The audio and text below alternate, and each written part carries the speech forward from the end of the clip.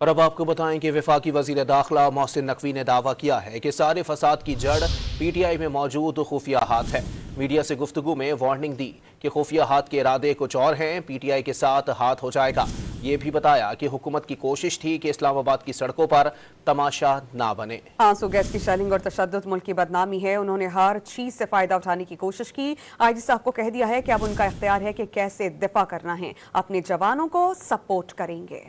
उनकी पूरी की पूरी लीडरशिप जो है वो इस खून खराबे को नहीं चाहती, वो इस तमाशे को नहीं चाहती, लेकिन एक पीछे खुफिया हाथ बैठी हुई है, वो हर चीज कंट्रोल कर रही है और वो बैठ के उसका एजेंडा बिल्कुल पाकिस्तान का एजेंडा नहीं है। वो एक चीज जो है ना वो सब पे भारी है। उसने मुझे नहीं पता पार्टी को कब टेक ओवर करना है, लेकिन मुझे लगता यही है कि उसके इरादे कुछ और है। इनकी PTI के साथ इनके साथ हाथ हो जाएगा।